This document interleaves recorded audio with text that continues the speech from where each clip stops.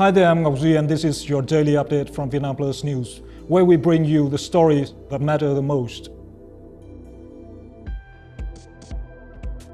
Party leader meets with veterans engaging in Ho Chi Minh Campaign.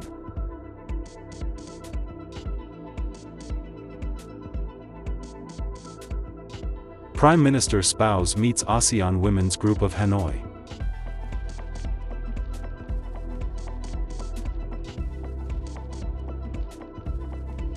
Russian tourists return to Nha Trang in growing numbers.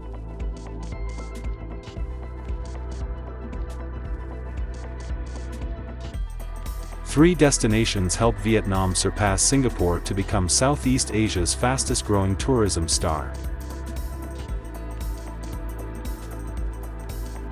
Mountainous province promotes reading culture among youth.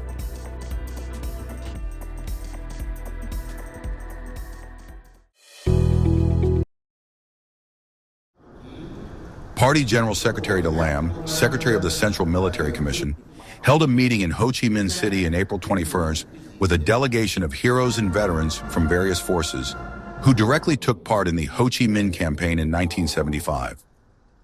The delegation included generals, heroes of the People's Armed Forces, intelligence officers, Saigon Special Forces, guerrillas, former youth volunteers, and wartime logistics personnel.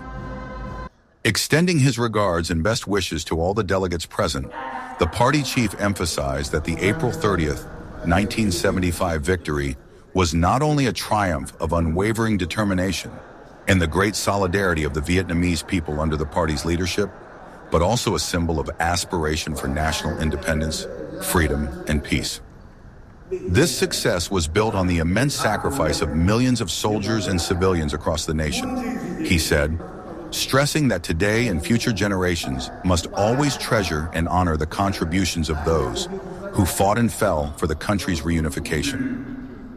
The leader outlined key strategic directions for national defense and the People's Army, underlining that, amidst rapid and unpredictable global and regional changes, it is crucial to maintain vigilance, decisiveness, and calm in addressing geopolitical and geoeconomic challenges. He also stressed the mission of the People's Army and People's Public Security in improving their capacity while acting as a fighting force, a working force, and a production force contributing to economic development and ensuring the protection of the fatherland early and from afar. On this occasion, General Secretary Lam presented gifts to the attendees.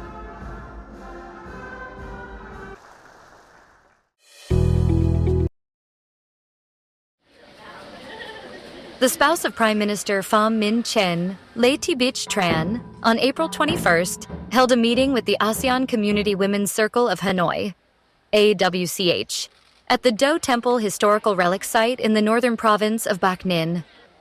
The event was attended by Vu Thi Bích Ngoc, spouse of Deputy Prime Minister and Minister of Foreign Affairs Bui Thanh Cern, honorary chairwoman of the AWCH, along with female ambassadors, spouses of ambassadors, and representatives from ASEAN embassies in Hanoi. Tran and delegates offered incense at the main altar and learned about the history of the temple and the altars, dedicated to the 8 kings of the Lý dynasty. After the incense offering ceremony within the cultural and historical space of the temple, Tran and the participants engaged in unique experiential activities, such as making Dong Hor folk paintings, preparing betel leaves, creating Phu the cakes, and enjoying UNESCO-recognized Quan Ho, love duet folk songs. Tran praised the activities of the AWCH, especially in 2025, which marks many important celebrations of both ASEAN and Vietnam. She emphasized the indispensable contributions of women to the development journey of ASEAN and Vietnam.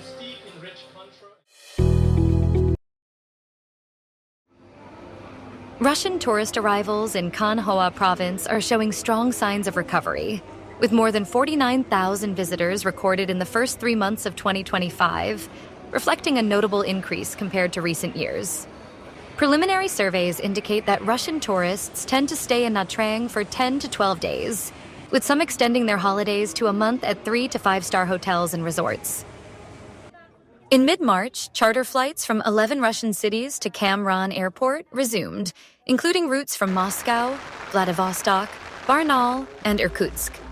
The number of flights is expected to rise sharply from 12 per month in March to 50-55 between April and June, and up to 90 to 100 flights by July. Before the COVID-19 pandemic, Kan Hoa welcomed over 460,000 Russian tourists in 2019. However, the combined impact of the pandemic and global geopolitical tensions caused numbers to drop sharply. In 2024, Russian arrivals rebounded to 105,000, more than twice the 2023 figure, but still only 22.8% of the 2019 peak. Many travelers had to transit through Kazakhstan or China. For 2025, Kan Hoa aims to attract 11.8 million visitors, including 5.2 million international tourists, and approximately $2.3 billion USD in tourism revenue.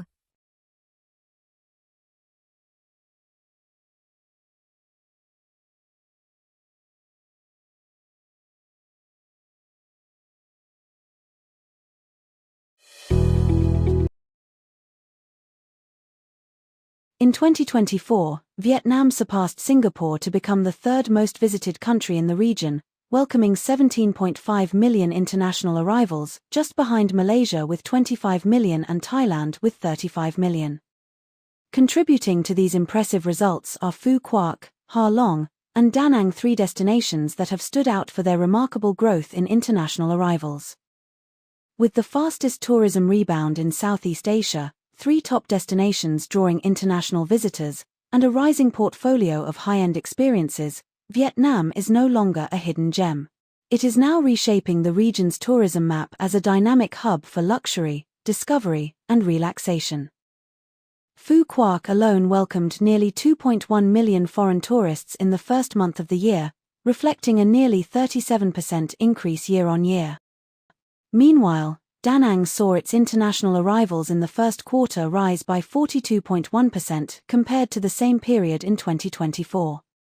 What these destinations have in common is the natural beauty of their beaches, a favorite among international visitors. Beyond stunning landscapes, Phu Quoc, Da Nang, and Ha Long also boast fully integrated tourism ecosystems, making them more than just scenic getaways. These destinations offer a rich blend of world-class entertainment complexes and luxury resorts operated by globally renowned brands.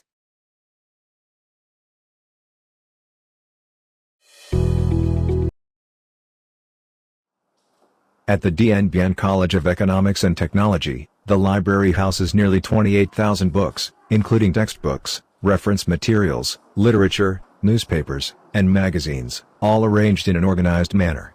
This well-equipped space attracts around 4,000 student visits annually for reading and research. During our studies, we regularly take part in reading sessions and receive support to borrow and exchange books, which greatly enhances our learning.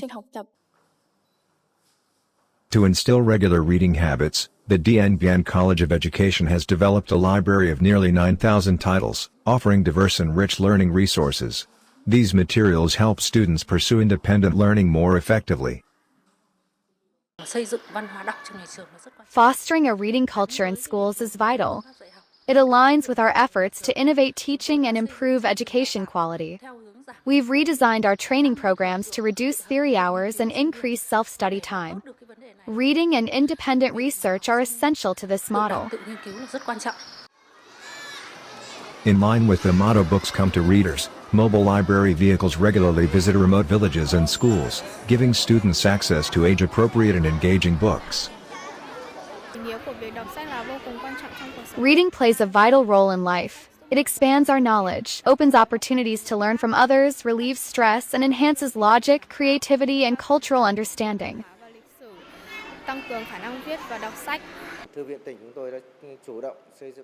We've developed plans to bring books and knowledge to grassroots areas, especially to students, residents, and armed forces in remote border regions. Today, libraries across Dien Bien continue to organize book displays, awareness campaigns, and reading clubs to connect young book lovers and further spread the culture of reading among the youth.